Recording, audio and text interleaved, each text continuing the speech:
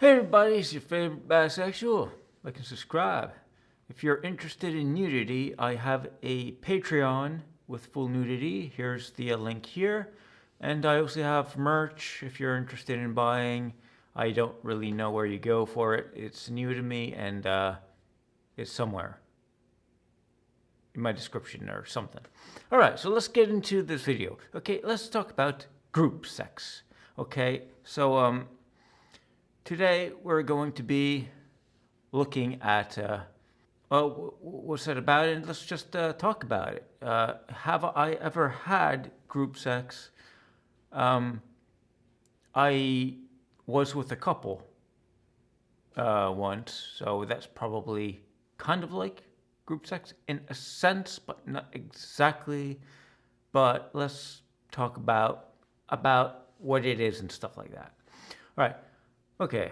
So apparently we're all way freakier in our heads than we are in real life, because our fantasies are always kind of different than what reality is. And honestly, I love that for us. Because according to the largest study on sexual fantasies ever done, the number of fantasies that people have across genders is group sex. Apparently, according to some research, that was studies that were done. And the number one fantasy that people have across genders is group sex. We've got threesomes, okay, we've got orgies, we've got gangbangs. And if you have experienced these things or want to look at these things or have watched these things or experienced these things, then of course, yes, you're normal. There's no shame in doing these things because it's perfectly acceptable, normal human behavior. Because chances are that everybody, or a lot of people in your life has probably maybe experienced these things, but this isn't something that anybody really talks about. So a lot of people in your life might have probably experienced these things, and you'll never know. Just like nobody's ever going to know that I participated in these things, except for everybody that watches this video. But like in the real life, my real life scenario, nobody actually really knows about it, you know. So there you go. To dive into why group sex fantasies are so common, what the largest study on sexual fantasies really found when it comes to group sex is that surprisingly, people may imagine in their fantasies, like we've already discussed, love and desire, and of course, how to talk about these fantasies about relationships. So for group sex, some people might kind of think, well, can these people actually have functioning relationships? Yes, they absolutely can have functioning relationships because it doesn't. A lot of it all depends on megonymy,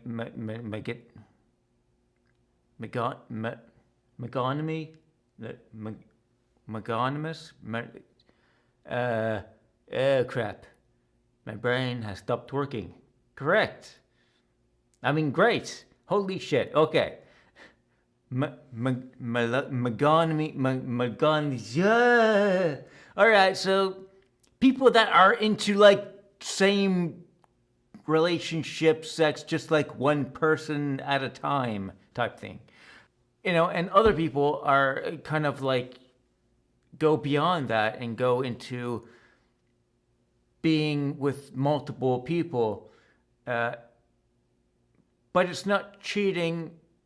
I know there's a lot of people that say, yes, it is cheating, but it's not cheating because the other person knows about it. And like usually people are there, it's like it's group sex, right? So you're there with your significant other, and so it's not really cheating because you're allowing it and you're okay with it. So it's not it's different than actually cheating. Now, I know people say, well, why would you want to do that? What are the benefits of that? And sometimes it's just about experimenting or doing something that's a little bit more exciting or out of the norm. Uh, it might be just, it'll give you some more sexual arousal when you're doing something because it's more exciting for you. So those are the reasons why people would be doing it. It's nothing about wanting to cheat on your partner because your partner's there with you. So it all comes down to how do you feel about it and how open minded you are.